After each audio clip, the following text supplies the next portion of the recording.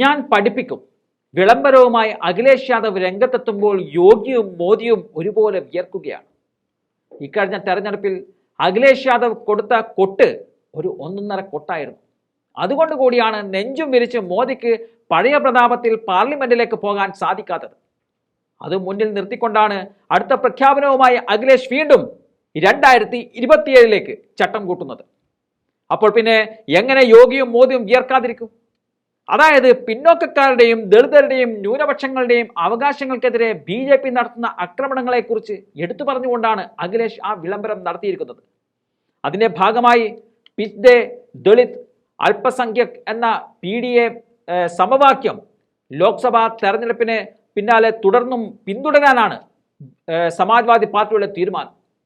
2027 നിയമസഭാ തെരഞ്ഞെടുപ്പ് ലക്ഷ്യമിട്ടാണ് ഈ തീരുമാനം.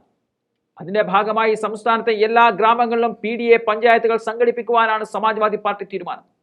ഈ പഞ്ചായത്തുകളിലൂടെ വ്യത്യസ്ത സമുദായങ്ങളുടെ അവകാശങ്ങളെക്കുറിച്ച് പഠിക്കുകയും അവർക്കെതിരെ BJP വിവേചനം കാണിക്കുന്നുവെന്ന് ചൂണ്ടിക്കാണിക്കാനുമാണ് സമാജ്വാദി പാർട്ടി ലക്ഷ്യമിടുന്നത്.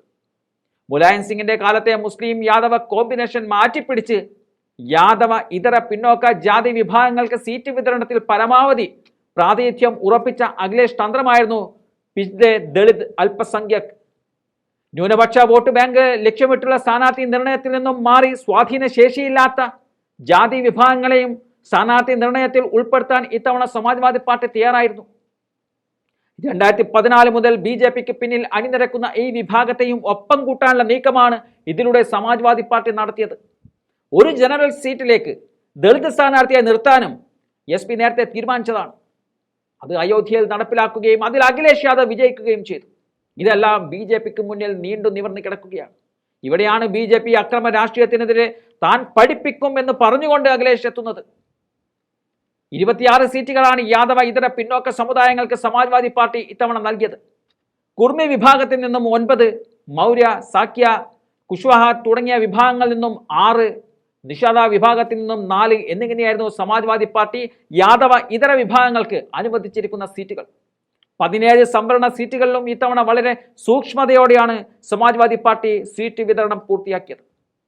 BSPയുമായി ചേർന്ന് നിൽക്കുന്ന യാദവ സമുദായത്തെ പോലെ യാദവ ഇതര വിഭാഗത്തെയും സംവരണ സീറ്റുകളിൽ സ്ഥാനാർത്ഥികളായി പരിഗണിക്കുന്നതിൽ സമാജ്വാദി പാർട്ടി ജാഗ്രത കാണിച്ചിരുന്നു. എന്തായാലും ലോക്സഭാ തെരഞ്ഞെടുപ്പിന് ശേഷം പാർട്ടി നടത്താൻ പോകുന്ന പ്രധാന കാര്യം ഇതായിരിക്കുമെന്ന് പറഞ്ഞുകൊണ്ടാണ് PDAയുമായി സമാജ്വാദി പാർട്ടി കളത്തിലേക്ക് ഇറങ്ങുന്നത്. ഇവിടെയാണ് ഞങ്ങൾ പഠിപ്പിക്കുമെന്ന് അഖിലേഷ് യാദവ് ഉറക്കെ വിളിച്ച് പറയുന്നത്.